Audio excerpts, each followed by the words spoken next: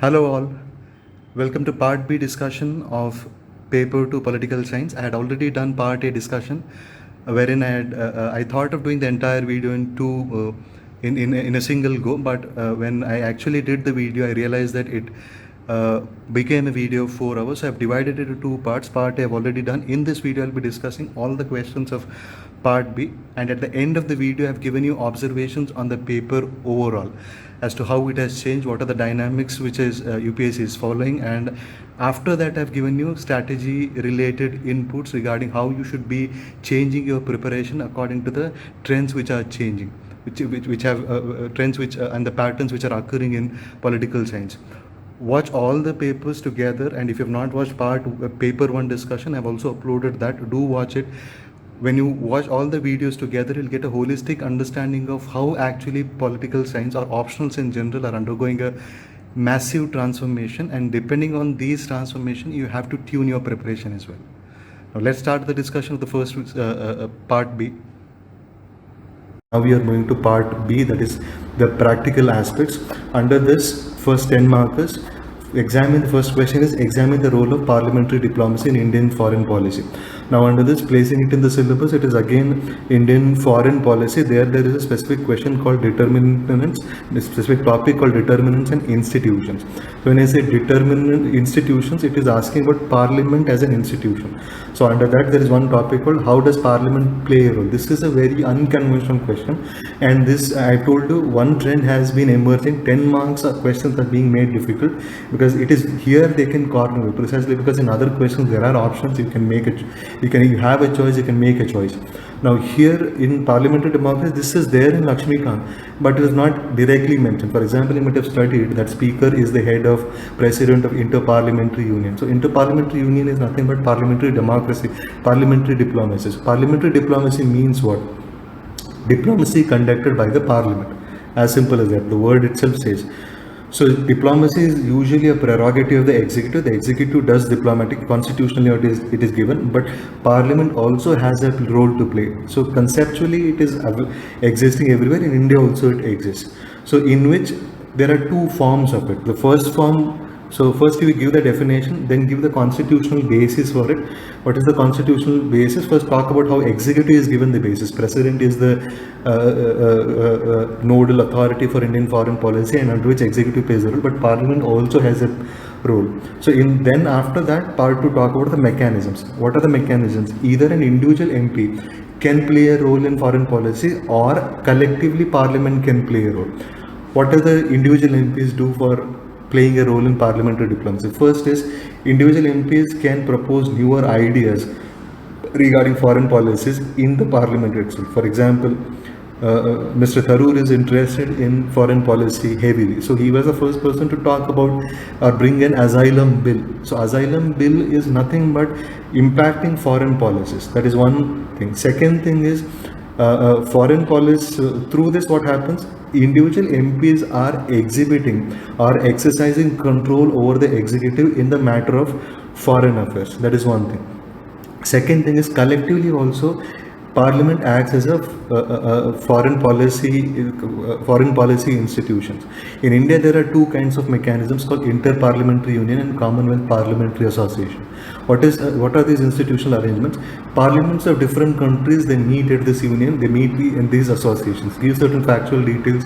One meets annually, the other meets biannually, and who is the head of it? It is the Lok Sabha speaker who is the head of it, and it is the entire all the meetings are coordinated by the Secretary General of Lok Sabha. So these things you give. So what happens through it? For example, you can also give an example of how recently Tharoor represented India's case in Inter-Parliamentary Union. So he represented there. So basically all MPs, present MPs, whoever have membership, and retired MPs whoever have got the membership can represent. So they will be representing India through in the form of a delegation. So Mr. Tharoor represented India in Inter-Parliamentary Union after the revocation of 370. He made a very compelling case in favor of India, and he said that it is an internal matter of India, and this is how India is going to tackle it. So these are the examples you are giving with respect to. Now, what is the importance you are explaining?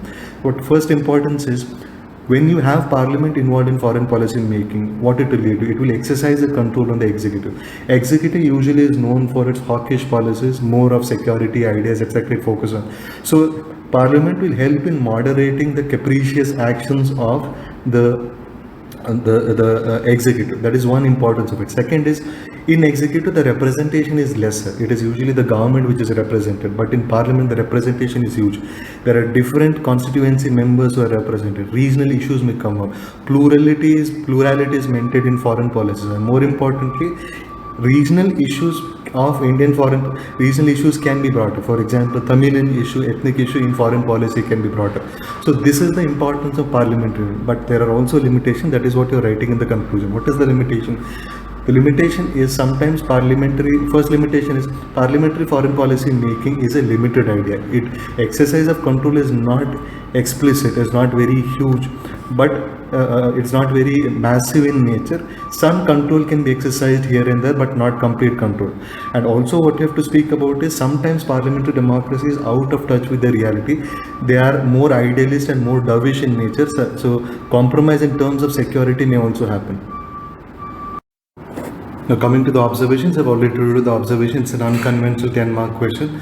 So how to prepare those and all I'll be talking about in the last part. Next is second question, compare and contrast non-alignment 1.0 with non-alignment 2.0, 10-mark question. So this is the second question on non-alignment. So this is a question, non-alignment is there in both part A and part B. Part A, more of the world level, non-alignment is a policy, aims and achievements, whereas in part B it is India's contribution to non-alignment, specifically India's role in that.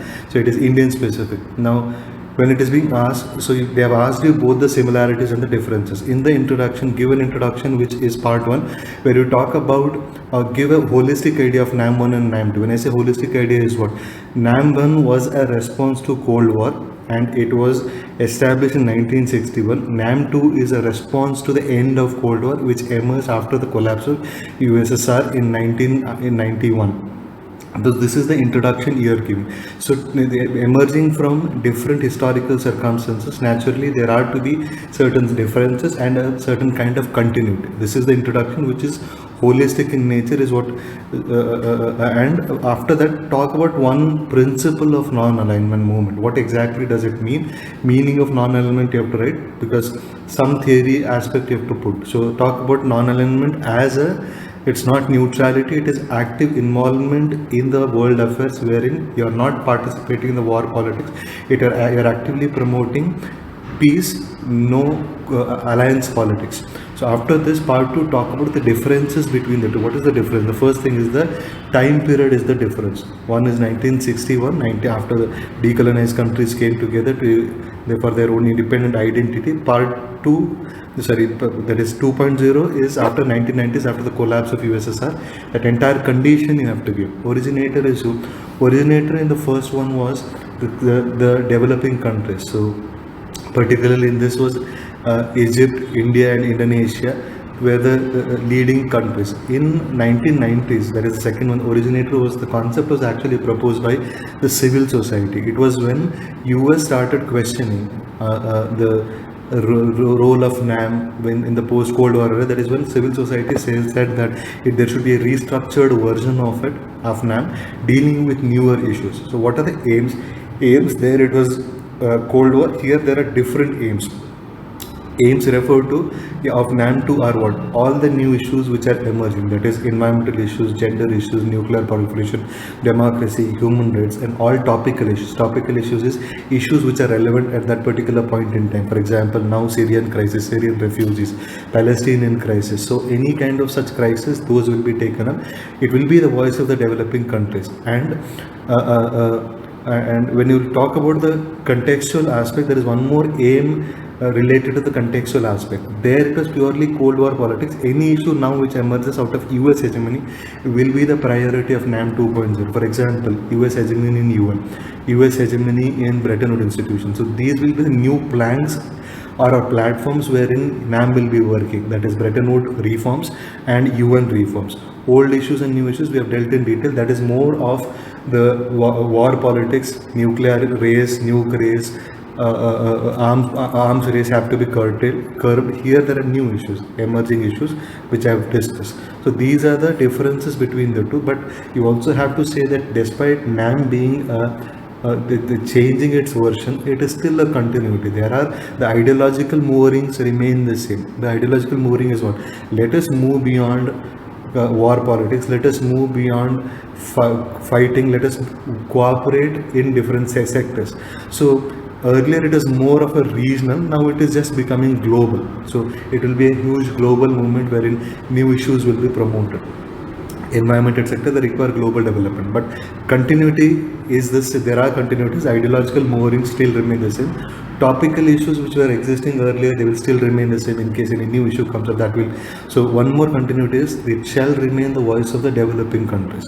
But at the end, what you have to say is, NAM 2.0, if it has to be effective, it has to be a clique. It should be a small group of a body. It's a small body, it should be a small group with a proper executive authority. NAM 1 was unsuccessful to a certain extent precisely because the body was too large to make any effective decision and to implement those decisions also. So this is the conclusion you are giving at the end. Next is, how is India pursuing her foreign policy objectives through IPSA Dialogue Forum? This is also a very important and a surprising development. I told you certain new regional organizations are being asked, but this is not a regional organization question. This is where students confuse. This is a question which, if you place it in the syllabus, you'll get to know it is part of the evolution of international economic system. So IPSA is actually a challenge to the Bretton Woods system. I told you when I was discussing Bretton Woods challenges, I had said that South-South cooperation is one big challenge to the Bretton Woods institutions. So South-South cooperation today is still continuing, and IPSA is its new beacon where it is taking the idea of South-South cooperation forward. So IPSA fund is there. It was established in 2003. So it is part of this particularly. It is in part B, India and Global South. It is part of NIEO thing, leadership in South-South cooperation. It is part of that thing. It is not part of a regional organization. If you place it in regional organization, your worldview will be slightly different. The answer will slightly go irrelevant. If you place in this, you'll get to know, because it is challenging the international world order, economic order. So first is, what is the question? It is, how is India pursuing foreign policy objectives? So it is linking IPSA with foreign policy objectives of India. So first talk about what is IPSA origin, evolution and aims, and IPSA fund. So IPSA was established in 2003, India, Brazil, South Africa, and it focuses 2003 it focuses on what? International poverty alleviation, social development. Basically it is it acts as a platform for South-South cooperation. All the countries which are there, they have certain geographical complementarities and historical complementarities. What are those, we'll discuss, and they will be focusing on these areas: agriculture, climate change, because these are areas more relevant to southern countries. So IPSA fund is the fund which is managed by UNDP. So this fund is meant for those activities. So these are the points you should be writing. Now part 2, what you are trying to explain is linking Indian foreign policy objectives with, what is Indian foreign policy objective? India wants to be the regional leader. When you say regional leader, leader of South Asia, India also wants to be the leader of the South in total. So it is this, and South leadership is not a foreign policy objective of today. It started in 1947 when Nehru started Asian Relations Conference. There is Bandung Conference. After that you had Belgrade Summit, etc. So all those are what part, this is part of South-South cooperation, and India is continuing to it. So ITEC as a program, etc. So IPSA is a new platform for South-South cooperation. So what it will help? It will help in India's leadership, and this is a very important platform also, because sharing of experiences is important, is feasible among these countries, because there are similarities among these countries. What is the similarity? Geographical similarity. All our southern countries, climatic factors, etc., almost will be similar. Hence technological complementarity will exist. That is when technological sharing can happen. Historical similarities. All countries have gone through colonial experiences. Then a greater bonhomie can develop, a deeper understanding can develop. So this is one objective of Indian foreign policy that is being fulfilled. India's objective of leadership of developing countries is being fulfilled. Third is, since IPSA is working under UN, it will help UN work in the field of developing countries. So UNDP is a body in which it is established in 1965. This was which is now managing this fund, was established keeping in mind the needs of the developing countries. So issues like Millennium Development Goals, Sustainable Development Goals, which are more favorable to the developing countries, will get a priority rather than Security Council issues. So these are the foreign policy objectives which India will be achieving through this. But conclusion, what you're writing is South-South cooperation, though a dynamic and a brilliant idea, there have been certain problems, because one is the funding issues. So India's leadership has not been so much effective, and also there is a short of money and budget for such kind of funding. Second thing is, recently or in recent times there has been an allegation that India is renouncing the leadership of South, in particularly in areas like WTO reforms, etc., wherein it is more moving towards the developed countries. This is one allegation. So what we have to talk about is strong budgetary provisions and strong institutional management will take the idea forward, is what you have to conclude. Next is, so okay, observation I've already made, it is an international economic order question, don't mistake it for regional organizations. Next is fourth question, how is India responding to the idea of Indo-Pacific? This is a current inspired question. So when you place it in syllabus, it is it is part B, India's Look East policy. So it is part of Look East policy. What is the India's response to Indo-Pacific? So first, part 1, describe the contextual details of India-Pacific. Indo-Pacific was a term given by Trump, and US is promoting this policy. It is no longer now the Asia Pacific, it is Indo-Pacific. So this is somewhere hinting at, US is hinting that India should play a greater role in Indian Ocean security, and this response of Trump or US is in the context of Chinese assertiveness in South China Sea, Chinese assertiveness in East Asia, and Chinese leverage which is being exercised on various other countries. So US does not want to lose it. This is actually a development from Obama himself. Obama started a policy called Asia Pivot Policy, and Trump has continued with this Indo-Pacific. Now, how is India responding to it? India is responding actively to it because India's interests are also involved. So that is part B, wherein talk about how Indian Ocean is important for us. So India is also now an Indo-Pacific command. Then there is Quad, which is India established along with Japan, Australia and US. Naval exercises, Malabar exercises were held since 1992. Now the format has expanded. Japan has joined in 2015 and Australia keeps joining on and off. It's flip-flops.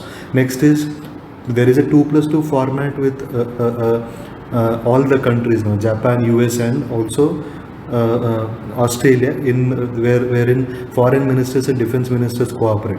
Indian ASEAN Blue Economy initiatives recently, wherein India and ASEAN have agreed to cooperate in Blue Economy, is also part of Indo-Pacific. Bilateral engagement with US, wherein the logistical exchange, memorandum of agreement, etc., all those, COMCASA particularly. COMCASA agreement helps in surveillance of Indian Ocean. Bilateral agreement with France also is also an initiative towards Indo-Pacific, and India is also working in working with international institutions. India has a specific vision for entire Indian Ocean, which says that all the problems in Indian Ocean should be solved multilaterally. It should be a rule-based order. So for this, to give the ideological basis for what India is, these are all the initiatives. How is India responding? But what is the ideological basis? This is a 7-point vision. The 7-point vision given by the Prime Minister at Shangri-La, and you can give this in a summary rather than giving point wise. This is a very, very important document. 7 things which I mentioned here can be used in all 4 answers. And there is one observation I would like to make here. Indian Ocean, there were 4 questions. All related to Indian Ocean, all related to maritime security. So this was basically because many developments had occurred in Indian Ocean, starting from US initiatives, India's initiatives, Chinese assertiveness, OBR, etc., and also India's 7-point vision. So it was very natural that those questions are asked. So India's response were 2 types. One is India flexed its muscles through in the hard way, that is hard power. It also exercise soft power. Blue economy is a soft power thing, hard power is Malabar exercise, etc. So but ultimately all ideological principles can be encapsulated in this. Basically, it talks about how multilateralism should be respected. South ASEAN will be the center of. First it says that there could be open seas, and for these open seas, Southeast Asia will be the center, and ASEAN will be the center of Southeast Asia for cooperation, rule-based order, equal access. RCP also, it talks about connectivity should be established in Indian Ocean. Competition and not conflict should be the order. And this is basically NAM principles applied to Indian Ocean. Though we may not visit NAM as an institution today, but NAM principles remain eternally relevant if you have to promote this. So this is what NAM on oceans. NAM applied to NAM was for territorial conflict. This is NAM for oceans. So this forms the ideological basis for all Indian foreign policies in maritime security today. So you talk about the events and also the ideological principles together. This is the response of Indo-Pacific today, is what you are concluding. So observations here, it is current inspired, and I've already mentioned ocean diplomacy. This time there were 4 questions. When I discuss the other 3 questions, you'll get a clear idea as to how do you use the same points in different ways. Next is the growing closeness between India and Israel will strengthen the cause of Palestine. So this is a question which has been happening. I mean, this, when you look at the format or the type or pattern of this question, this is slightly, it takes you by surprise, because generally there in Indian foreign policy there is an idea that if you grow close, there had been an idea that if you grow close with Israel, your foreign policy is compromised or your stand on Palestine is compromised. But recent times when it has India has been cooperating with Israel, they have just changed the statement. They have said it will actually in fact promote the idea of Palestine, strengthen the cause of Palestine. When such questions are asked, there you suddenly have to give the argument. You are suddenly taken by surprise, and you won't be able to write a perfect answer. In this case, what you have to do is, such questions are to check your level of awareness regarding the government. So this is the statement by the government. The government itself says that we are going close with Israel does not necessarily mean that the Palestine problem will fester further, but they say that it will actually improve. So when these statements are given, there are certain reasonings they give. So this is to check how ideologically updated you are with the present government also. And such questions are asked in the GS as well. For example, how secularism can be a threat to Indian culture. So this is a new kind of ideological worldview which is being given by the present government. So how as an administrator you are going to receive such questions is what is this question checking. So in this case, let us place it in the syllabus. Recent developments in Indian foreign policy, that is India's position on recent crisis, Afghanistan, Iraq and West Asia. So when they have defined the syllabus itself, here it is very open because they have talked about development. So this is the only area where they have explicitly mentioned that we are going to focus more on current affairs, because in West Asia the situation is very fragile, it is volatile, many new developments occur, and hence it is kept as an open topic. Now what is the first address the word growing closeness. So you have to see, they know that whenever the statement is given, the growing closeness, you should not take at face value, you have to prove how there is a growing closeness. In the growing closeness, recently India and Israel have established an official diplomatic establishment. It was established in 1993, now it has been upgraded. Along with that, recent visit of the Prime Minister and recent visit of the head of the state of Israel to India has led to certain developments. India has signed a strategic partnership with it without a military component. India is cooperating in dry farming. India is cooperating in the field of education. Universities in India, Delhi University and the university of that countries are cooperating. That is, these are the examples here. So earlier, which was an overt kind of a relation, now covert kind of a relation has now become very overt today, is what you are trying to explain. So 2015 to 2017, all the developments, the most landmark development is the strategic partnership without a defense component. Now, will it strengthen the cause? First is, you have to give all the, when you're given the answer, don't take an extreme standard, yes, it is going to completely support, etc. You have to say that it will strengthen the cause only if India uses the diplomatic clout in bringing the issue of Palestine very deftly. So what does it mean? So when you say diplomatic clout, you have a bilateral relation with Israel. So when you have a bilateral relation, there are certain trade-offs. So in your trade-offs, you can use Palestine as a cause. So you say that we will do this in case you give more rights to Palestine, or you respect the two-state solution. That is one thing. Second thing is, India also can use its diplomatic clout in various international institutions to strengthen the cause. So here, what I'm trying to do, this is the second point, I've not mentioned the second point. There, what India could do is, India can have its own relation with Israel, because Israel at this point cannot neglect India, precisely because it has very few friends in the region. So Israel needs India. In that case, India can have two kinds of two stands with respect to or two kinds of policies with respect to Israel. Bilaterally, you can be strong, but when you go for international institutions and all, where there is Palestinian issue brought up, India can support. India can still stick to the issue of two-state solution, which has been the traditional stand of India. But this is where it can strengthen the cause of India. So, but there are challenges to this. What is the challenge? Your immediate interest and the long-term interest become problematic. They may clash at times. Immediate interest is you want to cooperate with Israel. There is a need because you have defense partnership with that, etc. But long-term interest is peacefully addressing the issue. Palestinian issue should be solved. So sometimes this could create problem. And second is, it could create problems in the strategic balancing. Strategic balancing is, if you don't go with Israel, US will be hurt, and if you go with Israel, Palestine, Iran, etc. will be hurt. So that kind of a strategic challenges may also occur, and also there could be clash in this also as well, because if India behaves in one way in a bilateral relation and the other in international institution, US may not take it lightly. So these are the challenges it has to. So basically, India is facing a challenge of realism versus idealism. So this requires what? These cannot be handled by a long-term, or these cannot be handled by policy matters. This is where the diplomatic clout or diplomatic channels play a key role. The actors involved in, that is the foreign service, foreign servants who are who are part of the foreign services, or the diplomats, it is their role to go. Their role will help more, because what happens at the table is a hard bargaining.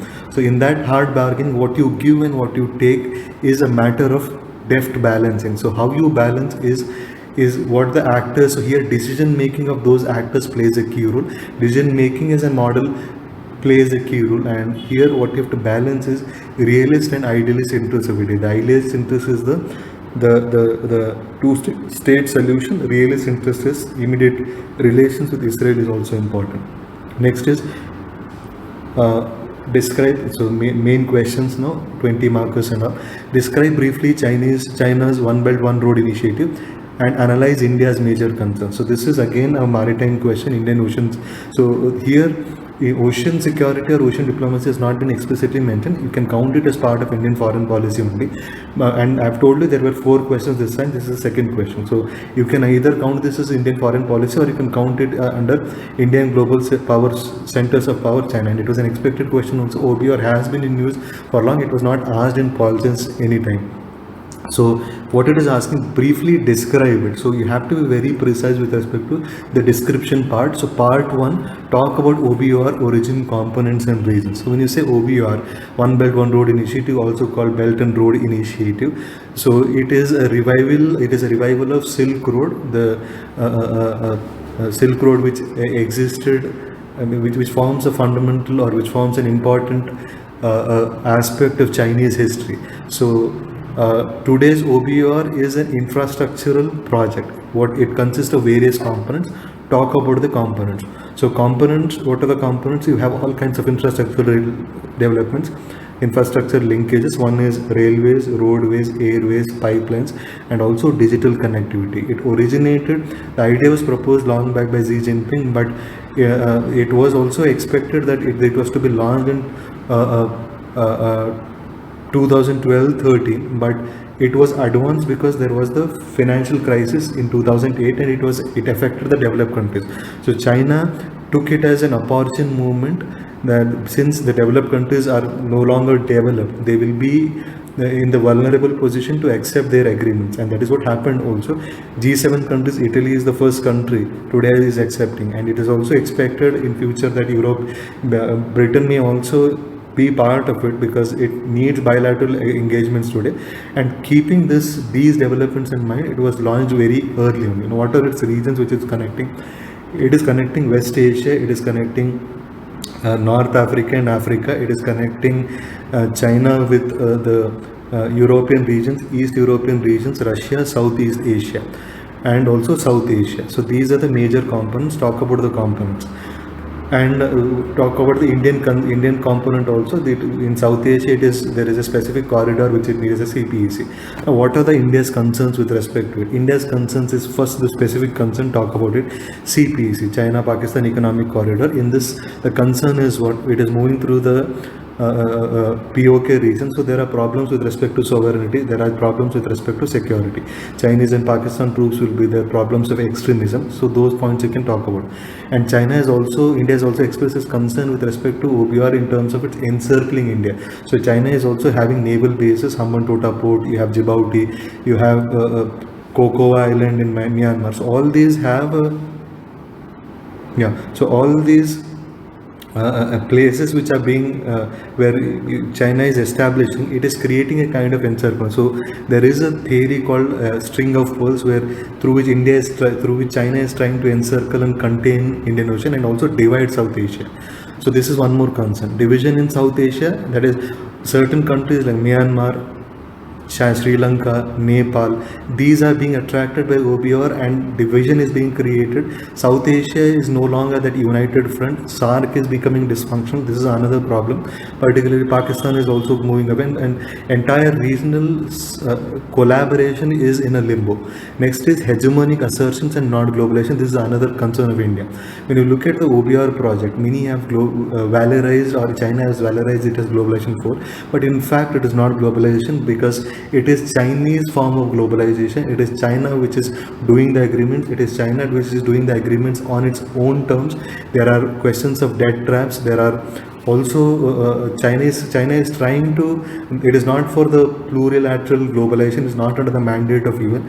It will be another form of hegemony. US hegemony will now be replaced by China. So India has also the concern that the Asian resurgence will be a resurgence of China rather than a joint resurgence of India and China. And also when you look at the hegemonic assertions are seen in various ways. South China Sea conflict, or the regional conflicts with Indian border issues, all those are considered as part of. So this is basically many have read OBR as the emergence of Middle Kingdom complex. Middle Kingdom complex refers to what China believes that it is the center of the world, and through OBR it is trying to regurgitate and also revisit its old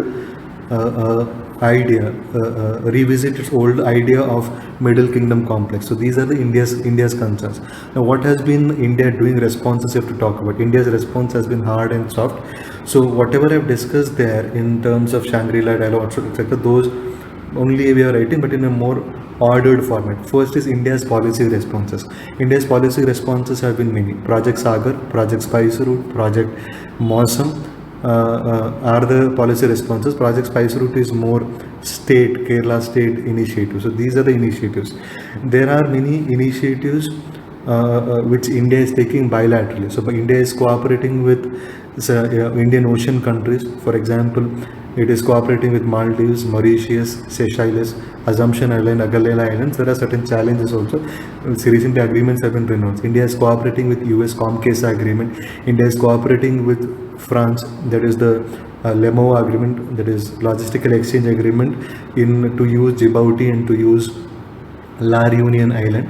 There are multilateral ways also India is trying to counter. India has been a treaty party to UNCLOS. India has supported PCA, Permanent Court of Arbitration ruling in South China's Sea conflict. So policy responses, you talk about what is India's policy responses. Bilateral, India, Japan, also Asia-Africa Growth Corridor. Recently, India has also launched Act Far East policy, wherein India is connecting the Vladivostok region with China. So bilateral, all you talk about at one place. So bilateral or what? India France, India US, India Russia Far East, India Japan Asia Africa Growth Corridor. So along with this you have Indian Ocean countries, Maldives, Seychelles and Mauritius. Policy responses: Project Sagar, Project Mosam, Project Spice Route. And also talk about multilateral engagements. Multilateral engagements is UNCLOS, PCA, Indian Ocean Rim Association. You have Indian Ocean Commission. Rim Association is member. In India also has Indian Ocean Naval Symposium. So these are the multilateral: Indian Ocean Naval Symposium, Indian Ocean Rim Association. You have multilateral, you have Indian Ocean Rim Association, Indian Ocean Naval Symposium, and you have UNCLOS, Permanent Court of Arbitration. Quad is also there today. So multilateral engagements, you also have Malabar exercises. So these are the projections of hard and soft power. Soft power, you can also talk about the Blue Economy Initiative. So these are the responses. In conclusion, what you're talking about is challenges. Infrastructure. India does not enjoy the diplomatic clout which China has.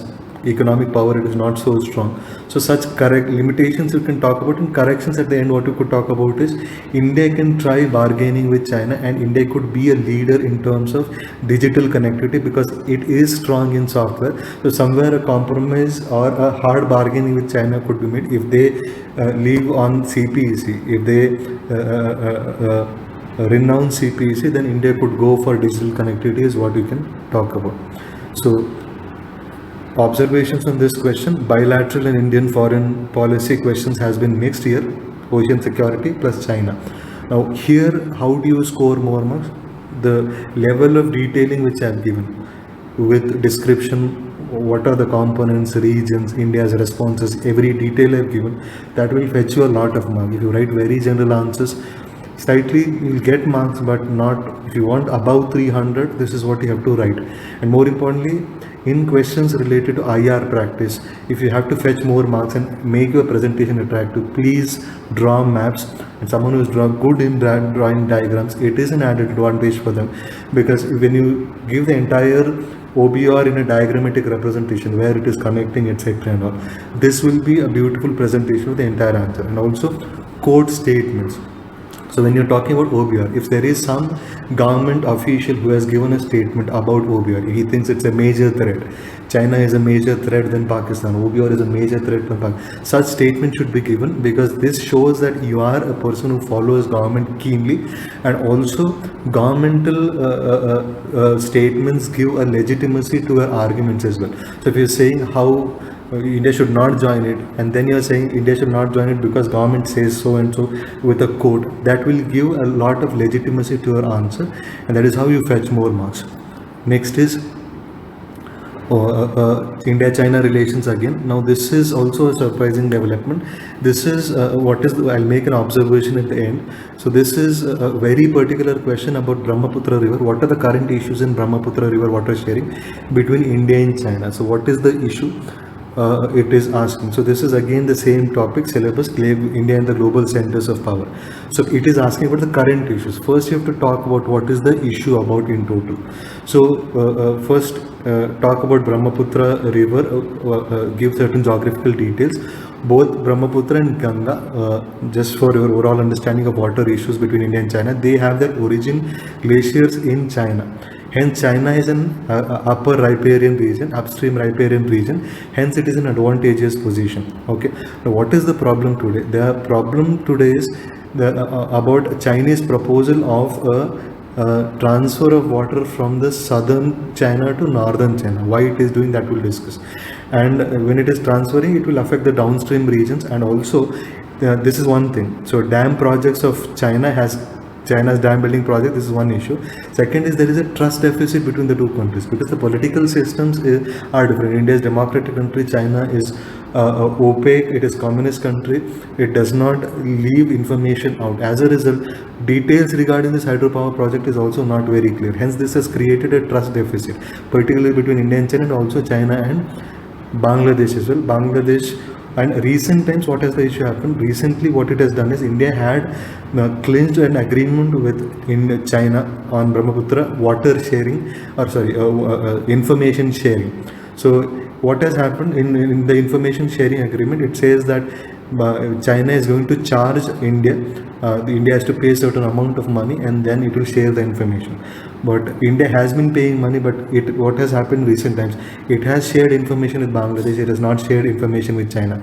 So in that context, India has said that it is incorrect, and that this has created further problems, and that is why this question has also been asked. Now, the India has also has its own dam on Teesta. This has also created a conflict. Then we look at the interests of both the countries. What are the to the second part of the answer, you're talking about interests of both the countries in Brahmaputra River. We've talked about in the earlier we have talked about what are the problems, what are the interests of China. China as it has 20% of the world population and 7% of the global freshwater. Hence, there is an issue of water scarcity, and water is mostly available. It is unequally distributed, with Tibet having more water than China. So, in order to reduce this asymmetry, it proposed a mammoth project called South to North Water Transfer Project, and hence the dam building project in 2003. Thereafter, this has created certain kinds of tensions in the lower riparian states, particularly India and Bangladesh. Now, for India, Brahmaputra region is of great importance for two reasons. First, it accounts for 29% of the total runoff of all Indian rivers, and also it possesses 44% of India's hydropower potential. So it causes, it is very important for India. After this, talk about what are the reasons for such such conflict. What is I've told you what are the conflicts, why such conflicts occur. First is geopolitics of water. What is geopolitics of water? This is theoretical integration in the idea of practice. So practice here is the water politics. In that, there are certain theories which are involved. Geopolitics refers to politics on the basis of geography. So water politics refers to, or foreign policy and water issues is geopolitics, is one component of geopolitics. That is, a lower riparian state and the position of a country matters when they are determining their foreign policies with respect to water. So an upper riparian state is more advantageous to a country, and if it is an upper riparian state, if it's a lower riparian state, it is disadvantageous. In this case, with respect to Brahmaputra, India is at a lower riparian state and China is the upper riparian state. Hence, China plays geopolitics of water with respect to India. India is an upper riparian state with respect to Indus. So there India is an advantageous position. So this has led to China playing this card in case it is unhappy with any specific issue. It could be any issue it wants to. It may not necessarily be water issue particularly. Second is, no, there is no specific treaty with respect to water sharing. In Indus water, you have Indus water treaty.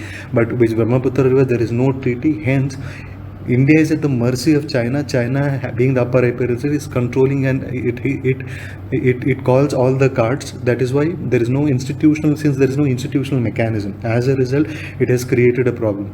Present treaty, which has been, is only about information sharing. It is not about water sharing. And in information sharing also, this treaty has not been a very strong treaty. There is no independent institution which monitors the treaty. There is nothing like, if China doesn't share water, what will happen? So it is no overlooking or monitoring authority, no repercussions in case treaty is violated. In fact, it has violated and it has shared information with Bangladesh. It is not. That is one problem. And China uses this card in order to suppress India. For example, India shares information with respect to water resources freely with other countries of the lower riparian state, whereas China demands a charge or a money from India. That is another thing. And also, more importantly, China has a specific foreign policy with respect to water politics. It is called desecuritization. What is desecuritization?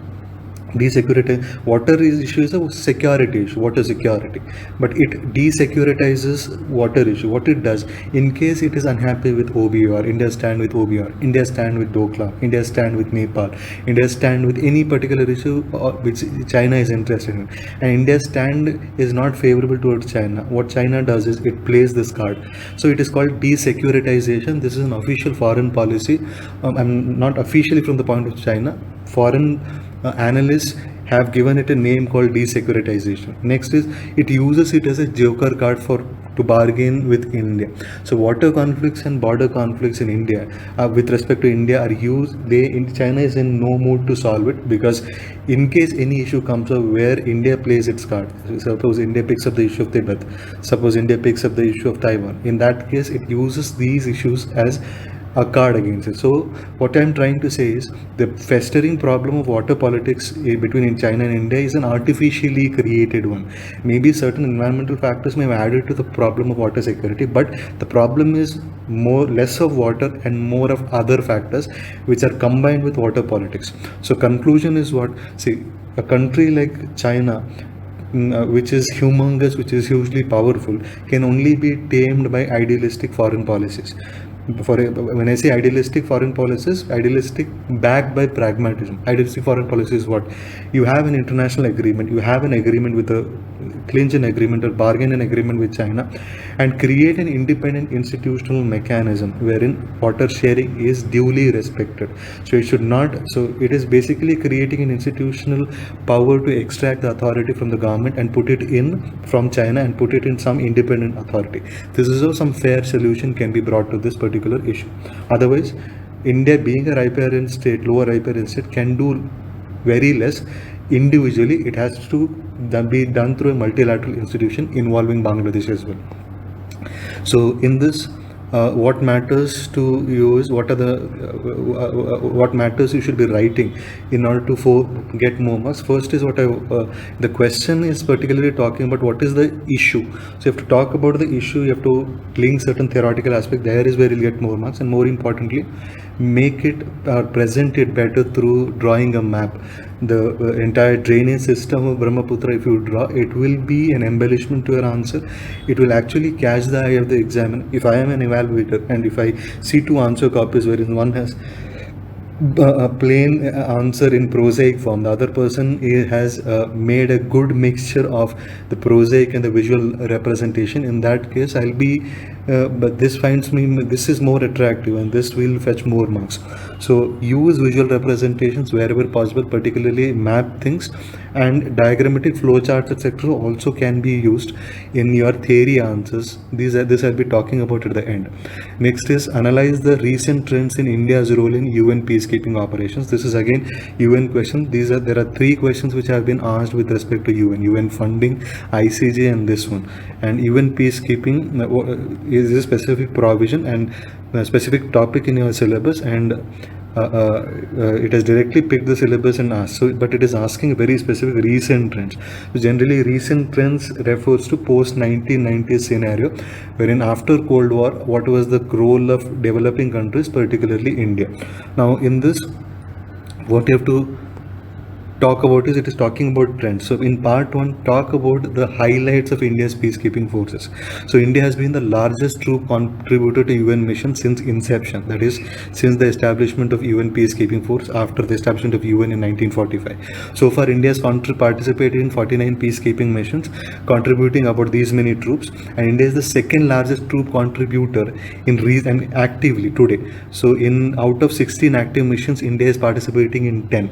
And more important, these are the highlights you are giving to give an overall idea in your introduction. That is part 1. After this, talk about how India acts. India is part of that policy, rather than policy making.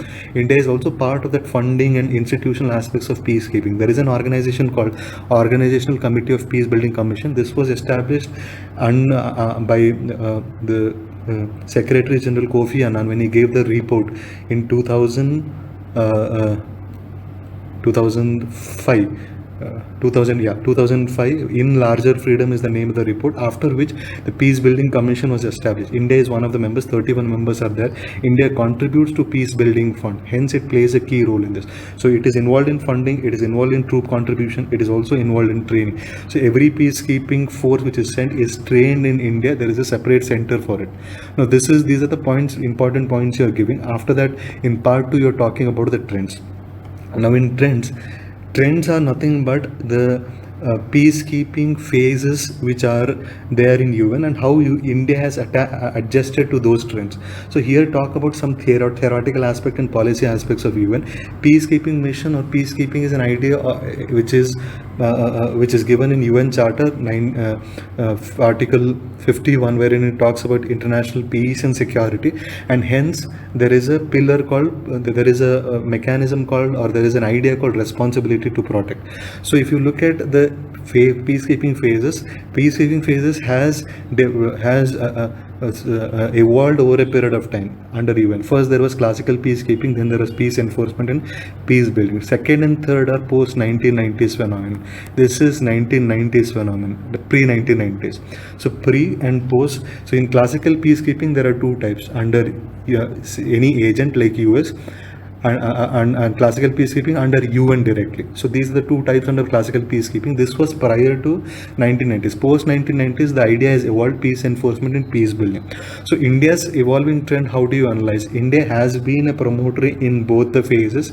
India had taken part in classical peacekeeping operations as well. India's contribution in Korea is a classical example.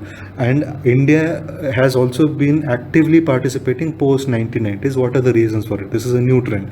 India has changed its peace contribution according to the new demands of after the Cold War. So what are the new demands? Earlier during the time of Cold War, peacekeeping was more negative, wherein it was only in cases where there is a conflict there this peace mission would be installed, and that peace mission would just de-escalate tensions. It would not build or actively involve itself. So this was changed after 1990s when peace building or peace enforcement became important. So peace enforcement is a post 1990s idea. Peace building was in the most recent idea given by Kofi Annan in 2006. So India has been changing its peace contribution accordingly. So India has played negative classical peacekeeping. India has also been playing active role in enforcement and peace building. So peace building and peace enforcement, India's role in African countries, you can talk about India's role in Somalia, India's role in recently in South Sudan, and in South Sudan its contributions have been its contributions have been accredited also by giving a UN medal recently.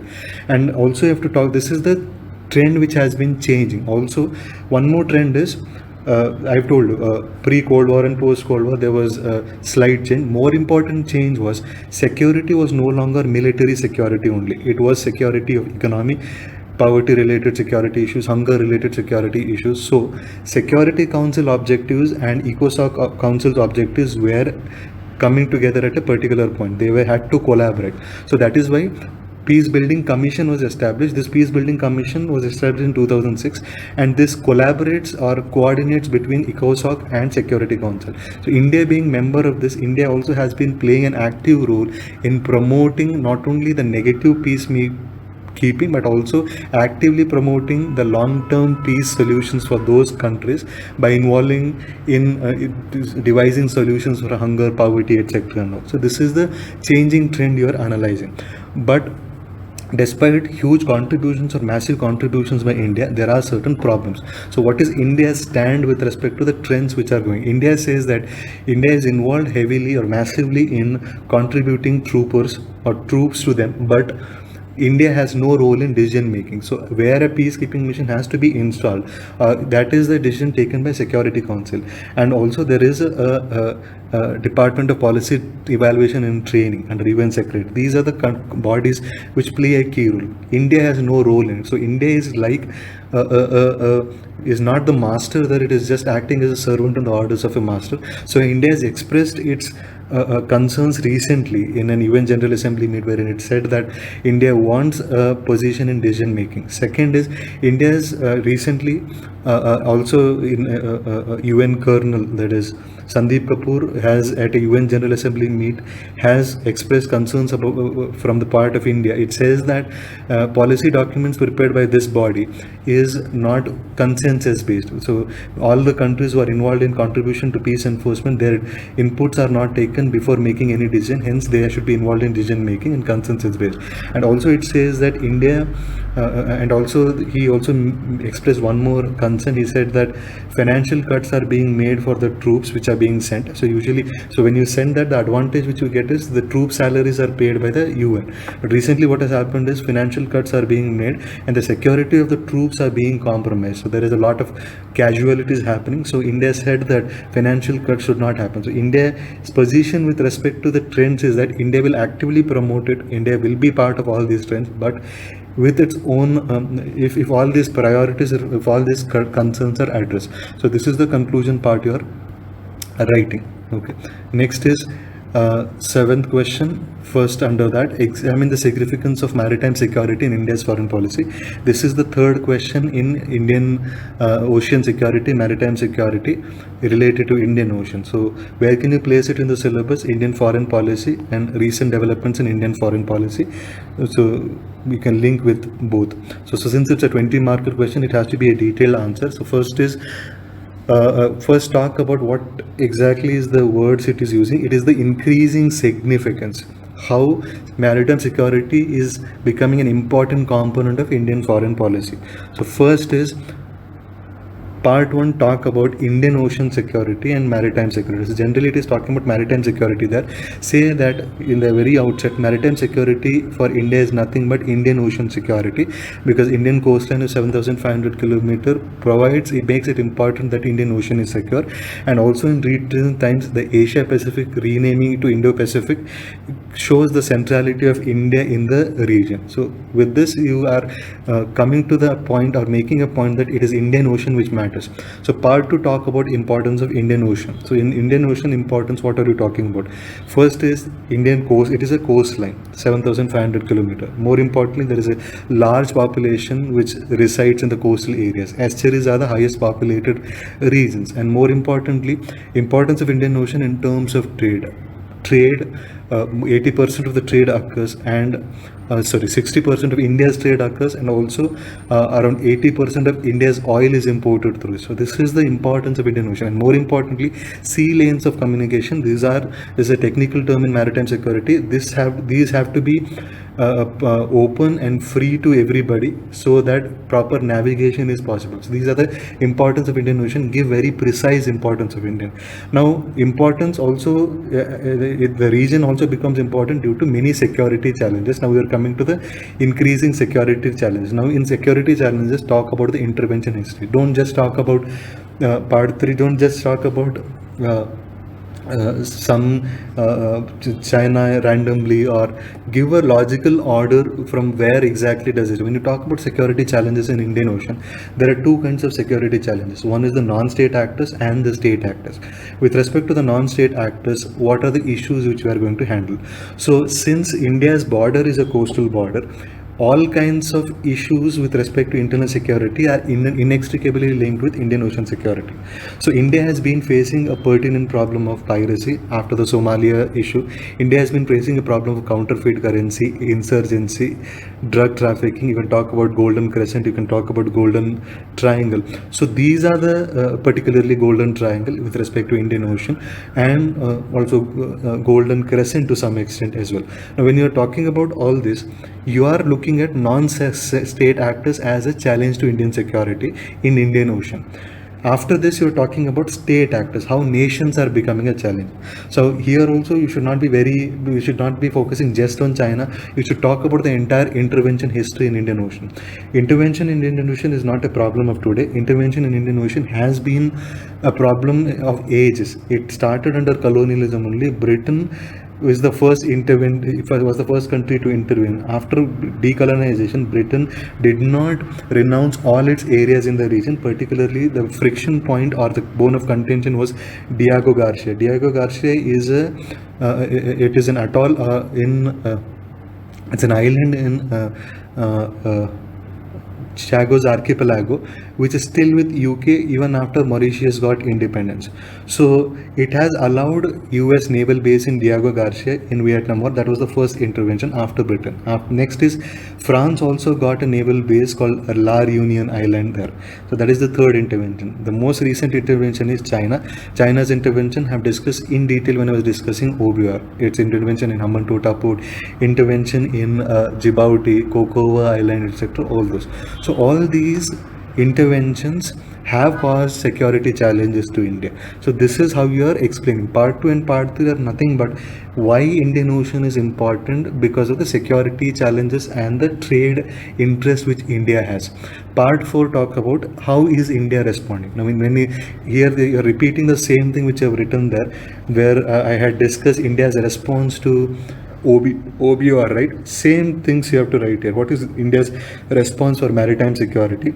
India has shown a clear-cut, India has outlined a clear-cut foreign policy with respect to maritime security. First is policy responses. First is in policy responses, give the 7-point vision statement.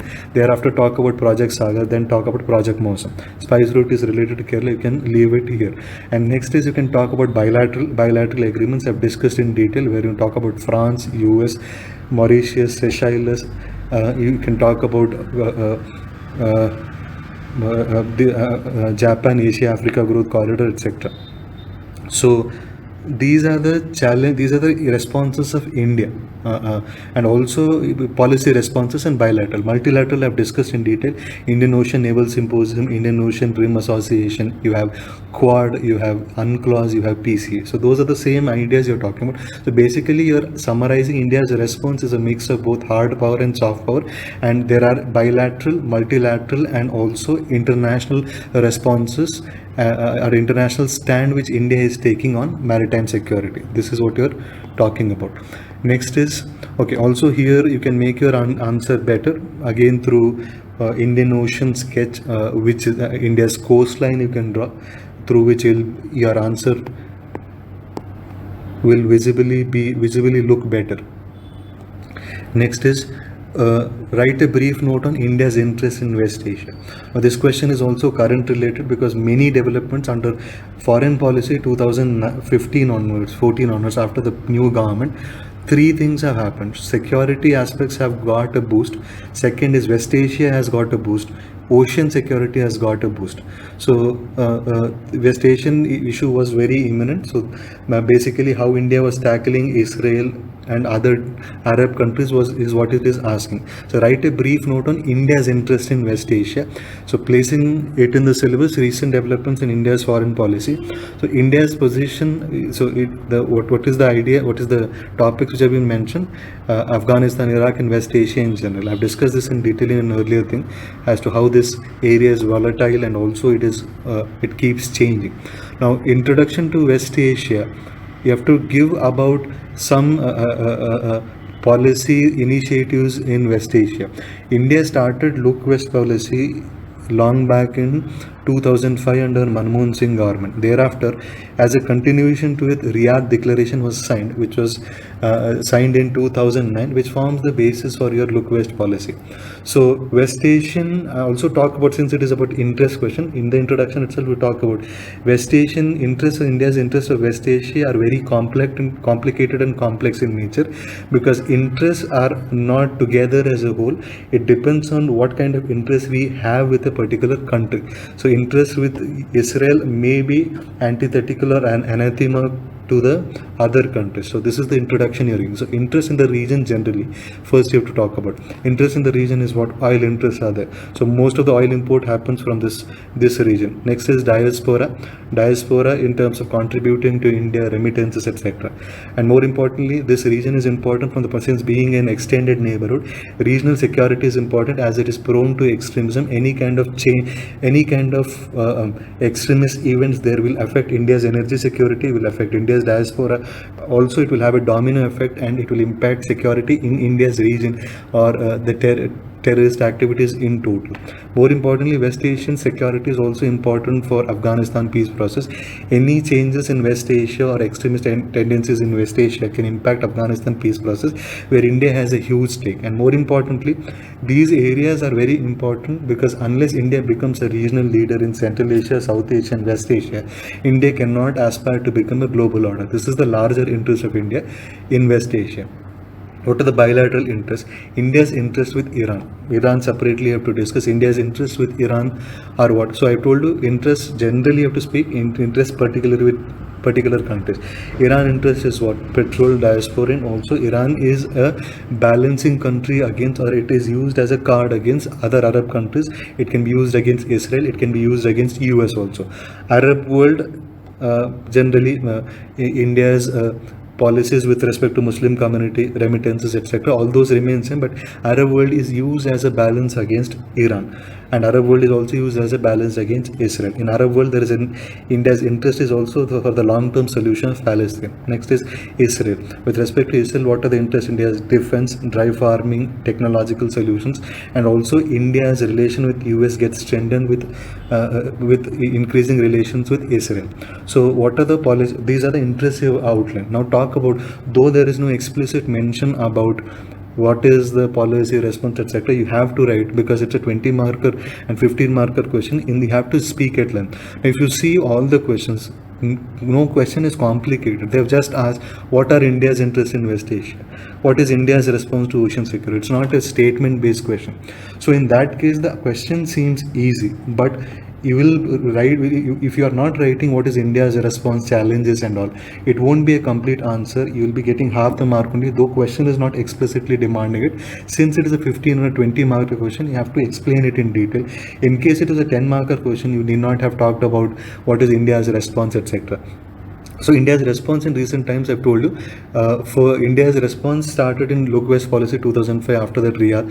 In recent times, India is following a de-hyphenation policy. What is that? Looking at every country individually. So Palestine will not be linked with India's Israel relations. Indian-Israel relations will not be linked with India-Iran relations. Every country is looked at individually. So it will lead to active pursuance of interest in the Arab world. Realism in Israel relations is the new thing. That is, we are cooperating very overtly and actively with Israel. Deft balancing against Iran is also happening. So we are trying to balance one country with the other, but it has its own problems in such a case. When you follow de-hyphenation policies, looking at each country individually, problem could be what? Maintaining Iran relations by maintaining relations, active relations with Israel and US has become difficult these days, because US and Iran are loggerhead. So this may lead to space for China. US adventurism in the region, US-Iran conflict has created a problem. Balancing Iran versus Arab world is a problem. Who do you choose in between Saudi Arabia and Iran could create a problem. Iran and Israel again is a problem, because they have nuclear issues between the two, and Palestine cause, how it will be affected when if you're actively collaborating with Israel. These are the problems in today's active engagement with West Asia, when you're looking at West Asia's interest independently. So how do you balance them? The balance is, how do you have a good foreign policy? It is deft balancing. It is left to the actors as to what kind of bargaining they are making at every particular event. So it is a case by cases where you're taking a decision. You cannot have a long-term policy saying that I'll just collaborate or cooperate with Israel and not cooperate with Iran. In a world of pluralism, you need every country. No country is a permanent friend or foe. All you have to keep changing or altering your policies depending on the context. What is required is a deft balancing and strategic orientation for your foreign policies. Next is, how is the current standoff between USA and Iran affecting India's energy security? So this is I think third West Asia's question. When you look at current events have been extremely focused on West Asia, ocean security, global issues. So 12 questions are directly from these topics. West Asia, you have some 3 questions, ocean security, some 4 questions, and you have some 4 questions from global contemporary global concerns like democracy. Those are also current. So some 12-13 questions you could have directly answered in case you are updated, in case you had been updated with current affairs. So what it is saying, how is the current standoff between USA and Iran affecting India's energy security? So this is again the same syllabus. India's foreign policy, changing India's position on the recent crisis in Afghanistan, Iraq and West Asia. So recent standoff, entire history and reasons. See, the question is talking about the recent standoff, but as a political science student, as an optional student, it is always good to bring the historical aspect to the present. So recent standoff is what? Recent standoff began when Trump withdrew from Joint Comprehensive Plan of Actions, and after that there were allegations, counter allegations, attacks. So this is the recent standoff. Iran did not take it well when Trump withdrew from. It was considered as a kind of backstabbing. So that is the issue of recent stand-up. But for this standoff, you have to give the entire history between Iran and US. So Iran US have not been on the same plane since 1979 revolution. After that, US had been actively promoting or supporting Israel, which fought against Iran, which was against Iran, and Iran and Israel have this led to nuclear developments, and also Iran follows a policy called forward bloc policy, because Iran is a lonely player in West Asia. Iran does not enjoy good relations with Arab states, nor it enjoys good relations with Israel. So in that case, what happens is Iran, to maintain its position, it promotes or it supports splinter groups, that is the rebel groups, like it supports the Kurds also supported by them. So splinter groups it supports. This is called forward defense policy. Now this has been a major friction point, and also Trump believes that, you talk about the reasons also. So what is the reason for the recent stand-up? Trump believes that any kind of active support to Iran in terms of after the joint GCPOA, that is that partnership agreement which was signed under Obama, economic sanctions were withdrawn. So Iran was growing economically strong. So Trump felt that any kind of economically strong Iran would not be favorable to Israel, will not be favorable to US as well, because once it becomes economically powerful, it would be difficult to control its ideological promotion. It would be difficult to control Iran, which is completely against US in terms of its ideology. So that is why he takes the decision. This is the introduction you are giving. Now, what is the impact of India? So in the first one, what you're talking about is recent standoff, reasons for that, and historical reasons for the entire standoff, the entire history you are giving. Part 2, impact on India. What will be the impact on India? Iran is the largest supplier. In some time it had been the largest supplier of, so this will be affected. Regional security will be affected, because the conflict between Iran and US is not a conflict it's not a cold war. Has been an overt conflict, and if it escalates and it leads to a domino effect, entire West Asia might be put into a crisis situation, and hence it might affect regional security in total, including energy security. And India has been impacted particularly with respect to US foreign policy under CAATSA Act. What it had said is certain countries cannot underrated said that countries cannot, if a country wants closer relations with US, they cannot have trade relations with Russia, North Korea and Iran. North Korea was later removed from that. So this had explicitly targeted India's foreign policy. So this led to a impingement on the sovereignty of Indian energy diplomacy. And also, even if India goes with US, and it is very difficult to find a new partner with an attractive deal, and it is very difficult to find it urgently and go for a smooth transition. So this was another difficulty which India faced. And also US also promised that US will be giving shale gas, but US is an unreliable partner these days, because Trump follows a very transactional foreign policy. You don't find a long-term policies in him. He is a capricious person who has mood swings in terms of how there's no coherence in terms of his foreign policy. So it is unreliable. It is not as reliable as it was earlier. So even if India finds a new partner, there are still problems.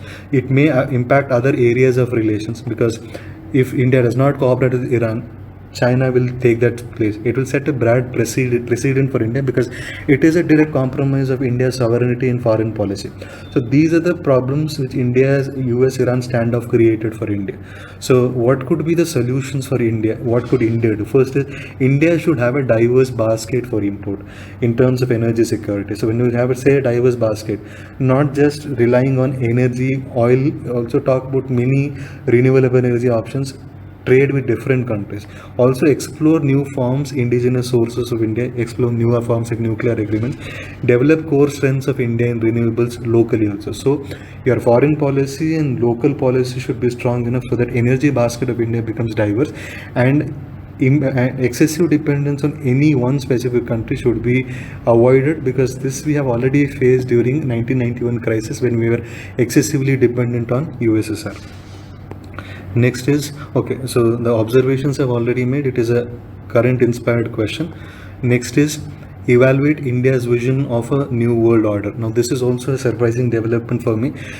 This question is directly picked from the syllabus. It is the last component of your syllabus, part B. There it is, recent developments in Indian foreign policy, vision of a new development world order, it is asking. So this itself has been asked as a question. So one trend which a noticeable trend which is hard to neglect is that the government UPSC is asking questions where the attention of the students is lesser. Yes, this is mainly because when you have a lot of material etc for mainstream issues, that is what UPSC is going to do. This is one indication of that. So the question seems easy. I mean, India's vision of a new political order. I mean, anybody can write anything on this. I mean, what could be India's, because someone who has a decent idea of India's foreign policy, but the challenge is it is so generic a question. To put it in a 20-mark framework and within that time period and get the best marks is very, very difficult. And when I say a framework or a format, what do you understand? You should write such an answer wherein you should not be missing, since it's a very general answer, you should not be missing even a single point wherein the examiner should have felt, okay, he did not focus on this topic, he did not focus on this issue. So there is a clue to answering this in your syllabus. Had you read your syllabus proper, you could have clearly, easily answered this question. What is India's vision of new world order? It is nothing but India's take, India's foreign policy in all the issues. Now, when I say all the issues, what issues? These issues are given in your syllabus only. When you look at your syllabus, what does the syllabus talk about? It talks about India's relations with other countries. It talks about India's relations with international institutions, Bretton Woods, UN, etc. It talks about India's stand on global, contemporary global concerns, party thing. So when you look at party and part B thing, basically this is your syllabus: bilateral, regional, multilateral, that is international, and also have international issues. So what will be India's new vision order? India's new world order will be nothing but India's stand on all these issues. So suppose you don't make this format, bilateral, regional, multilateral, what you'll be doing, you'll be randomly and haphazardly writing certain points that India's vision with respect to UN, India wants a plural world order, etc., multilateral world order. It won't be coherent, you'll be missing one or the other. So having this format will help you. So part 1, what you're writing is, write the definite world order. What does it mean? See, world order, new world order is not a coinage of today. There have been many new world orders which have been coined. The first new world order which was coined was in Churchill's time. Woodrow Wilson's time, when Woodrow Wilson talks about the establishment of League of Nations, wherein he says it's a new world order. So second time it was used by Gorbachev when he was addressing UN General Assembly when USSR was on the verge of collapse in 1989. He says that there is a new world order emerging. And after collapse of USSR, George Bush Sr. gives the idea of new world order in 1991.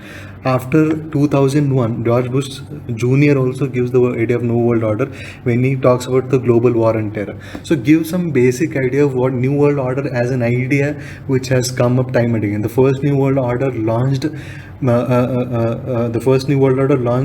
liberalism and also the Cold War later. Second new world order which was launched, it launched your US hegemony. But third new world order which is going to come up, that is India's new vision world order, will be a plurilateral or a multilateral world order. It will be a multipolar world, is what you're talking about. Ideological principles will summarize at the end what will be the ideology of this world order. So bilateral relations, what it is talking about. So what will be the vision, what will be the place of bilateral relations in this new world order? Bilateral relations should be governed by equality, it should be governed by non-aggressions. You can talk about all the Panchsheel principles which will be applicable to bilateral. That is one thing. Second is India's vision of new world order will be governed by a regional leadership. The idea of regional leadership. India wants to be the regional leadership in South Asia and Asia in general. So when you talk about regional leadership, what you are talking about is how India will be a regional leader in sharing of technical experiences. India will be a regional leader in sharing of developmental experiences, and also India will be giving financial assistance to them, and also India will be taking up the issues of South Asia and Asia in general in international institutions. For example, India's issues of environment or small island states in UN or Paris Pact, etc. So this is the regional leadership it is trying to talk about. And when you're talking about this, also talk about how India aims to have a collaborative relationship with China in the regional security. Next is India's position with respect to international institutions. Talk about what is the status of institutions today. Institutions, when I'm talking about, is both political and economic, UN and also Bretton Woods and W2. So in this, what will be the vision of India's new order? What is the status of vision? What is the status today? The status today is the institutions are not so cosmopolitan. They talk about the problems in Bretton Woods, talk about the problems in UN. What will be the vision of India's, what will be the position of institutions in the India's new world order? Talk about India wants reforms, India wants a place in UN Security Council, and how UN peacekeeping forces, whatever points I've given, how it wants to change, how ICJ should function.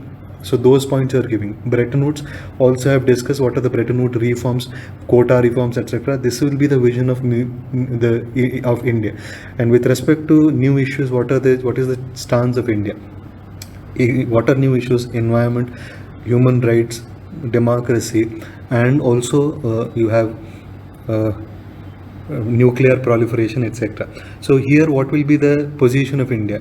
Environment principle will be common but differentiated responsibilities, more favorable towards southern countries, more favorable towards island countries.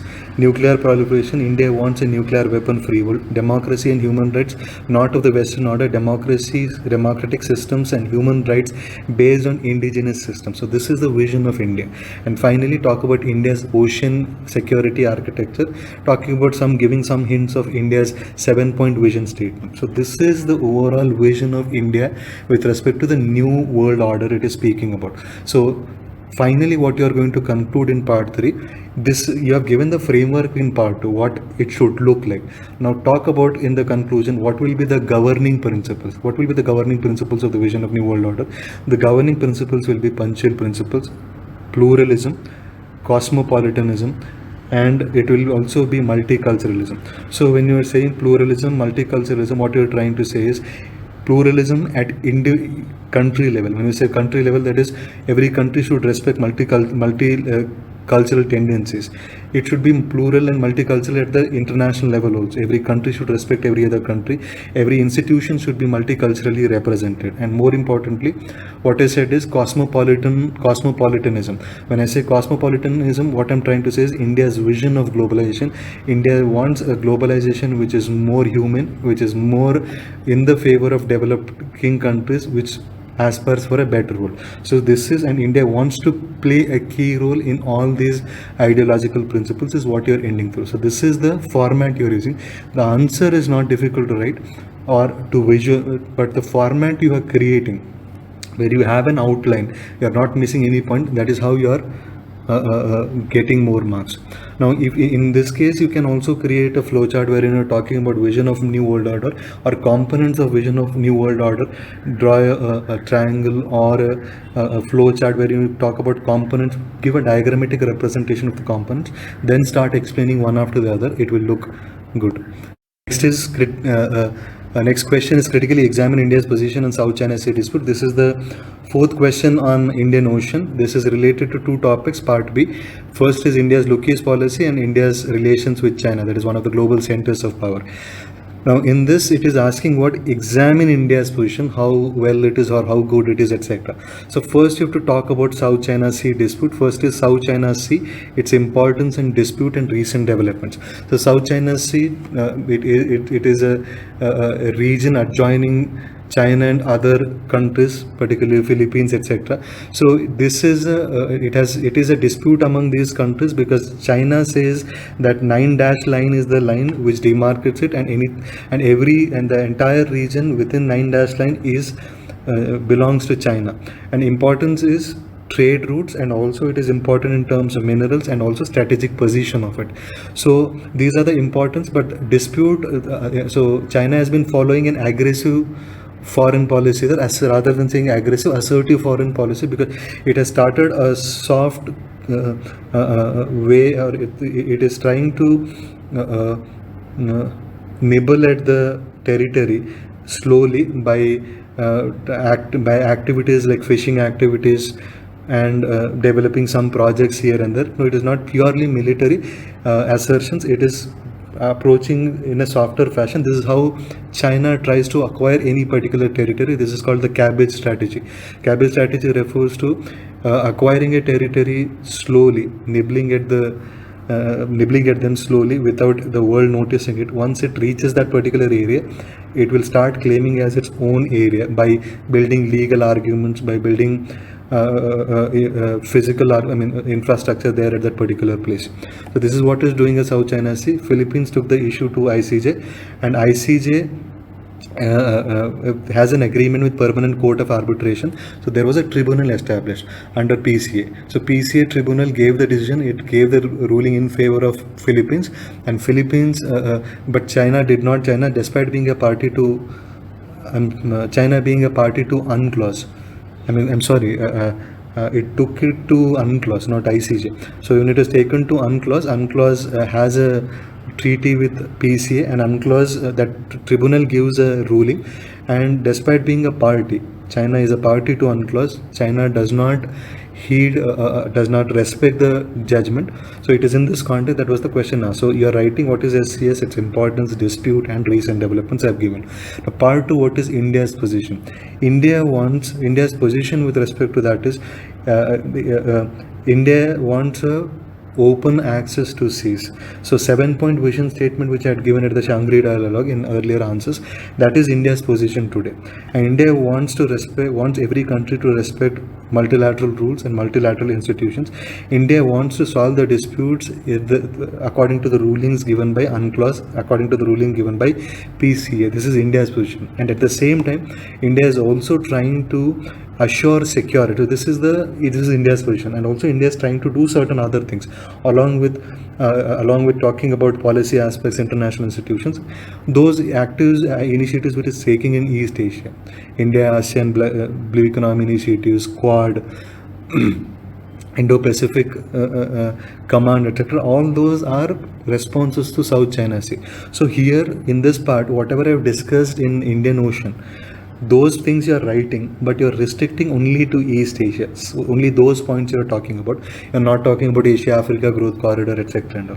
So this is India's position. But so when you're in part 3, it is asking critically examine India's position. Now here in this part 3, just examine how has been India's response. I've missed one statement here. And it is asking how effective India's position has been. Yes, in talking about multilateral trade rules, etc. and all, India is following this old card of idealism, etc. in the ocean. That is how international institutions work. That is how international disputes work. But also, what we have to also say is India has to actively work. India is still short of providing that active support, because Asia-Africa growth corridor, or rather, even the initiatives which India has taken with respect to East Asia, or Project Sagar, etc., Indian Ocean Rim Association, or Project Sagar has not taken off. No tangible results have come out. So if India is actually serious about giving a credible counter to China with respect to, and also having active promotion with East Asia, and giving assurance to East Asian countries that India can actually handle and give you a succor in case there is a conflict with China, India has to show some credible tangible results in terms of infrastructural projects also, is what you're trying to write in part 3. Also, if you have to fetch more marks, again the same point, draw a map giving South China Sea and also the countries or parties involved in it. Next is Given the recent developments in the region, do you think that there is a need to change India's no first use nuclear policy? Again, directly a current statement, a statement of the government. Defense Minister Rajnath Singh gave the statement. This has been picked up as a question. Now, India, and then this is from what part we Indian nuclear question, changing perception and policy. So this policy itself is part of India's nuclear question. So this is one link. Second link is of course your nuclear proliferation, but it's a remote link. But anyway, it is linked with both part B and part A. Now, given the recent developments in the region is the first aspect of this. So you have to talk about what are the recent developments also. You have to talk about what is no first use policy. Then based on these developments, whether there was a need to change or there is a need to change, you have to talk about. First is in part 1, talk about no first use policy. What is no first use policy? No first use policy says that India will not be using its nuclear weapons against a country which does not have nuclear weapons, and it will only be used as a retaliatory mechanism. That is, if another country attacks with a nuclear weapon, then only will be India use attacking it, retaliating it with nuclear weapons. So this is called no first use policy. No first use policy is part of a larger doctrine of India called the Nuclear Security Doctrine, which has 3 major principles. Nuclear Security Doctrine was adopted or was proposed in 1998 by Nuclear Security Advisory Board. This was later adopted by Cabinet Committee on Security in 2003. So these are the developments you are giving. This will give you a solid idea. Many people just write no first use policy, they don't locate where it is, what is the overall doctrine of India, when it was adopted, which was the institution which it gave. If you do not give this shows that your knowledge regarding static is poor. You just have read it in newspaper about no first use policy and are not giving a solid base for your current event. So first you have to clearly explain what it is. What are the recent developments? Recent developments is Pulwama attack, India's retaliation, and then the tensions between both India and Pakistan. It is in that context statement was made by Rajnath Singh that it is not official policy. It was just a off the cuff remark made by Rajnath Singh, wherein he says that India may not necessarily follow no first use policy. So this was a mechanism or a way to send certain messages to Pakistan. But then came up the debate that whether it was needed. So is there a need? First is part 3, you talk about whether there is a need to change no first use policy. Most of the arguments are against this. That is, there is no need to change no first use policy. What are those arguments we're looking at? First argument is no first policy does not work. Even if you remove it, it does not work with Pakistan, because nuclear deterrence as an option does not work with Pakistan. Despite having nuclear weapons since 1998, there has been no tangible outcome with respect to Pakistan, because with respect to Kashmir or with respect to terrorism, it has still kept on happening. So in that case, deterrence does not work with Pakistan. What is the reason? First is Pakistan does not have a centralized state or an authority. It is a deep state where there are state within state, military is the real establishment. You don't know who to talk to. So if there is a particular leader, you can have a deterrent effect on the leader. The leader, you can instill fear in that leader. Who do you instill fear when there is no central authority in Pakistan? There is one problem. Second thing is, the problem with Pakistan is terrorism. In there, the non-state actors. And terrorism works on the principle of irrationalism. Terrorists are brainwashed. They come with suicide bags. They come as suicide bags. They come as suicide bombers. So deterrence works with people who are afraid of their life. Since terrorists are based, terrorism works on irrational principles, nuclear deterrence does not work with them. And even if you remove no first use policy, it does not work with them. And also they follow a low intensity warfare. Now, low intensity war, why was the statement made that we are going to move from, we are not going to follow no first use policy? Because terrorists follow, they use tactics of low intensity warfare. They don't use nuclear weapons. So in case they don't use nuclear weapons, we can't use. So it is in that context the statement was made. So give that statement in the first part only. I had forgotten why India gave the statement. So it does. The first argument which I made is Pakistan, it does not work with Pakistan. That is one thing. I have given 2 reasons: terrorism, irrationalism, and Pakistan has no central state. Second is, what about no first use policy with other countries? How do you look at if you change no first use policy with other countries? See, why do we need nuclear weapons? We need it either because of Pakistan, we need it because of either with China, and it was very explicitly mentioned by Vajpayee when he wrote a letter to Bill Clinton, US, at that point in time, that nuclear testings are being done for China. So China is a real threat, it's a tangible threat also. But China is the only country other than India all over the world which follows no first use policy.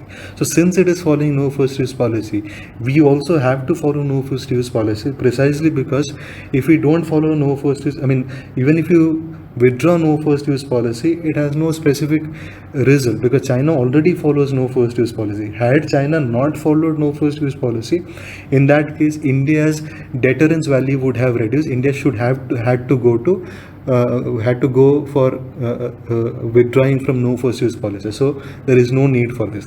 Third is, no first use policy does not, when you say I'm not going to follow it, it does not mean that you remove no and first use policy will automatically occur. In order to use your weapons in the very first instance, it requires a technological upgradation. What does it mean? Suppose I want to use the nuclear weapons against Pakistan and I use it, and you should use it to an extent that Pakistan is not able to get up and get back to us. So the attack is so proper and so particular that it does not give any space for second strike capability for the other country. So that requires a massive upgradation in defense spending. So first use requires technological upgradation in defense spending, and India is already in a deep mess in economic aspects. So I don't think so this is at present required that we need to focus on unnecessary spending in defense, because no first use already has got its tangible reasons. And if you withdraw this idea, no first use policy, then it will lead to a kind of nuke race in the country. China may also not take it lightly, and this could lead to a regional nuke race, is one impact. Also, India had, when India said India will be no first use policy, India will adopt no first use policy, this entire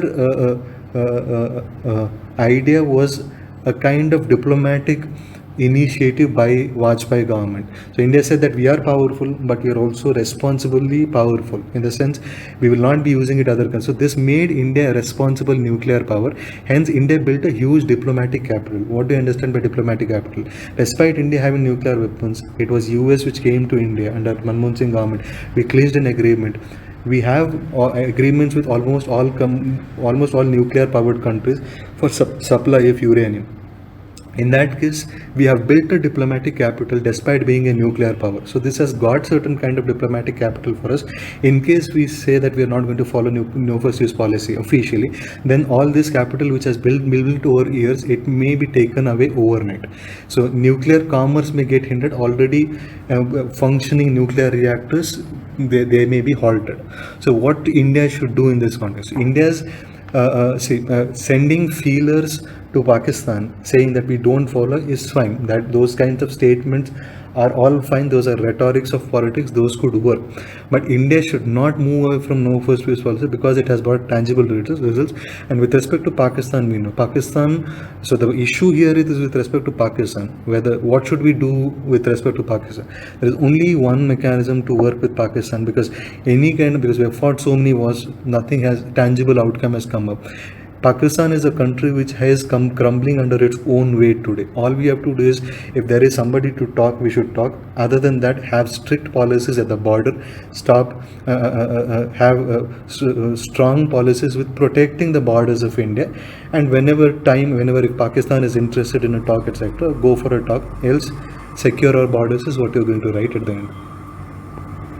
So with this, I have completed the discussion, and now I'm going to the second component, making observations on the paper in general.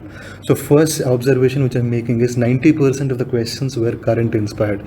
So this is giving you a cue that all the upcoming question papers will be dynamic in nature. So it becomes very, very important that you are updated with the events. So when I say 90% of the questions, what do you understand? First is ocean security was completely, 4 questions were asked. It was completely current. West Asian questions, 3 questions are asked. That is also completely current. Even global contemporary concerns, democracy related question, human right related question, nuclear proliferation, no first use policy question. All those questions are also current inspired. So get this very clear that current development for part B, say part B papers is very, very important. This was not much explored in paper 1. In paper 2 it has been they've taken the extreme position of exploring all the dynamic aspects. So ocean security has been asked, that I've clearly mentioned. Third is unconventional areas have been explored. So when I'm saying unconventional areas, what are those areas? First is the comparative politics. At the cost of what? Approaches questions have not been asked. Only one question has been asked, because UPSC aspirants generally focus on the mainstream topics. Now what they could next do is they could go for some minor approaches also. So there are many approaches like that, social constructivism, etc., which are not given in the standard books. So next trend could be that they may ask approaches may not be like realism, liberalism, other marginal issues, the marginalia which related to the approaches might be asked. That is one thing. So comparative politics was extremely focused on, and also remember this trend will continue. This had started last year only. Comparative politics questions were increasing. This will go on increasing over a period, because comparative politics has no specific standard books, or there is no massive academic material. IGNOU will help you to a certain extent there. Next is new regional organizations are being explored. BIMSTEC is being explored. So they have moved beyond syllabus, but don't start mugging up all regional organization. Focus only on the standard regional organization. A very new development, Shanghai Cooperation Organization, though not explicitly mentioned, it's a possible question. So some regional organizations which are very much in news and also which impact India directly. In that case, that organization becomes important, not all organizations. Next is contemporary global concerns has been explored more, because this is the most developing area. Democracy, how it is developing today, human rights, how it is developing, nuclear proliferation. So when you are reading current newspaper, current issues, focus on these contemporary global concerns much. And fourth is world order questions. Earlier it would be only the bilateral questions which are being asked. Now it is looking at the entire syllabus through a bird eye view. When I say bird eye view, what is bird eye view? The examiner is not looking at one issue called NAM. The examiner is not looking at US-Russia conflict in Cold War. He is looking at overall Cold War, overall US hegemony as world orders. So learn the art of looking at questions from both ways. You should be to the most specific, like India-China trade relations. At the same time, you should be also looking at South Asia in general, West Asia in general, global order in general, world orders in general. So this is a new trend which is emerging, and it is likely to continue. So both trends are emerging, specific and also generic trends. Next is, so West Asia also many questions have been asked that I've, so basically current has been focused on. The fifth aspect which you have to remember is specific questions continue to exist. And the specificity is becoming so massive over years. It all started in this is 17 paper it started, wherein specific questions, and there was a general idea that regarding optional papers and generally political science also in the market, that questions will be general questions. Suppose India-China relations is being asked, so they'll ask you India-China border relations generally, which is a very broader question. They won't generally be asking you water conflicts in that Brahmaputra, etc. But this has changed now. This has changed last year only. If you look at India-Africa, ITEC cooperation has been asked. It's not even general India-Africa. ITEC, one small component has been asked. If you look at India cultural relations, ICCR has been asked, Indian Council of Cultural Relations. So the specificity is increasing over days. And even if you look at 10-mark question, here the specificity is becoming more and more. For example, parliamentary diplomacy, NAM 1, NAM 2, etc., BIMSTEC, IBSA. So what you have to do, what is the point I'm driving home here is there is a general tendency among students that they prepare GS and Pol Science topics separately. Now forget that. Whatever topic is important in GS also becomes important for Pol Science. Most, at least 70% topics. So very, very minute, etc., though they may not be asked. But don't make a difference in preparation, make a difference in presentation. That I'll be talking about later. Next is 10-mark questions grow tougher. I've also talked about. Some questions are too generic, that also I've spoken about. So generic and specific trends continue. And more important thing is theory and practice questions. Earlier, how it used to be, a theory question would be separate, a practice question used to be separate. Now in a specific question, a theory is being mixed with the event and then being put as a question. Why is this being done? Many people earlier had scored marks just by mugging up certain statements, sentences, without a practical application of a particular theory. So now UPSC is trying to discourage those candidates. India UPSC is looking at the understanding of a person in with respect to his subject. So how do you know what is the better way, what is the best way to check your understanding? I ask you a theory question, then I say give me an example. So that way what they are doing is theory and practice is being mixed. Now this is where your creativity comes up. You can score the maximum once you know many examples related to a theory. So this is where your if you want to go above 250, the marks above 250, theory and practice amalgamation is very important. And also one more change which has happened is no demarcation between the parts maintained. Like part A questions are being asked in part B questions are being asked in part A, and sometimes paper 1 questions are being put in paper 2 also, social movements, etc. So you should be having an integrated idea of entire subject, including theory and practice. And despite all these developments, one rule is always sacrosanct and sacred. UPSC will never go beyond that rule. That is, one rule rules, syllabus is sacred. If you know syllabus in and out, you have nothing to worry. So when I say knowing syllabus, what does it mean? Every syllabus has components, every syllabus has subcomponents, every subcomponent has dimensions. When you know all these, along with static current linkages, theoretical and practical linkages, your syllabus, you are good in Pol Science. So this is where you score the maximum. So I am trying to aim for something above 300. Yes. So what are the inputs you are taking on the basis of this analysis? First is maintain no distinction between GS and optional while preparation. So that I have said. Second is maintain distinction only in presentation. So prepare the same material for GS and optionals, that is polity paper and this one IR practice. It's almost the same topics. Prepare notes, common notes, but while presentation is different. When I say presentation, I have given one idea. What is that presentation I've spoken about? Certain paragraphs. Sorry, in Pol Science, in optionals, you have to write in paragraphs. In GS, you have to write in a different style. So such presentation changes are there. I'll be talking more about this later. Next is, you have to be abreast with current developments, and there is a strategy for it. When I say current developments, how do you look at current developments? First, for this thing you have to know is, you should see only those current, they'll not be asking randomly any current event. They'll be asking you only those current events which are there in the syllabus. So any random event, some initiative Trump has taken somewhere, and it is not at all related to your syllabus, that cannot be asked at all in any case. So if you know your syllabus well, and when you're reading your newspapers or any current material, the first thing you have to be doing is try to link with the syllabus. If it makes a sense, if it is linking with the syllabus, please make a note that okay, there is a possibility of asking this in political science. So this is the strategy you are following. And syllabus should be completed. Strengthen all your gray areas. The gray areas which I've already focused on, unconventional areas are being explored. And in this, if you don't have a standard book, etc., research on internet and get at least some 200 words content on those gray areas.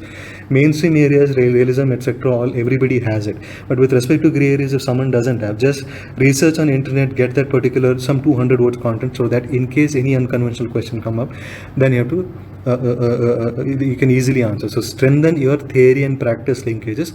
Make a separate book of examples. What happens is, so you know theories, and you are reading newspapers, you get something. For example, today's, US and Iran are at loggerheads. Now this action is completely explained by a prisoner's dilemma. The entire concept of prisoner's dilemma and the entire concept of chicken games particularly. Chicken's game will explain how they are acting. Chicken's game is all about pride. So Trump is acting just out of pride. There is nothing tangible threat for US as of present from Iran. But Trump still took the initiative because there was some kind of hubris, pride, and a churlish behavior from the part of Trump. So this will be explained by Chicken's game. For example, trade wars. Trade wars will be explained by the concept of welfare dilemma. So make a separate book of examples, because examples, remember, cannot be remembered or recollected at the time of writing the answer in. Though you might be, when you come out of the hall, you'll suddenly remember, oh, I could have written this. This will happen because you have not written a set of examples separately in a particular book. So if you had written it, you'll notice that there is a tangible difference in your answers. So this is same with your ethics also. Ethics, when you're writing ethics, you know theories, you know concepts, but while thinking or writing examples, you're starting to think and you're wasting time there. So if you have a list of examples, theory and practice linkages, it will be easier to write answer. This is what you are doing from henceforth while you're reading. So finally, one statement I'm going to make regarding your preparation: follow syllabus strictly, define your syllabus properly. When I say defining syllabus, topics, subtopics, dimensions under it. After that, link all the subtopics, theory and practice linkages, and every subtopic, if there is any current event, that current event should be added to. This is all that you have to do as per an overall preparation. Now with this, the discussion on the video ends. Now I have to make certain announcements. Now after this, I have sensed that there is a need for certain aspirants to then there is a need, they need some help in writing answers. So what I've thought is, in my next videos, I had made a mention that answer writing in optionals is different from answer writing in GS. So how an optional answer is different from GS, particularly Pol Science I'm speaking about. How do you present the same matter in Pol Science different from GS is what I'll be discussing in my next videos. And also I'll be, there is one more point which you have to remember in Pol Science, that an ideology answer is different from a theory answer. A theory answer is different from concept answer. A concept answer is different from a thinker answer. So everything has its own format. So I'll be discussing general answer writing with respect to optionals Pol Science as one video.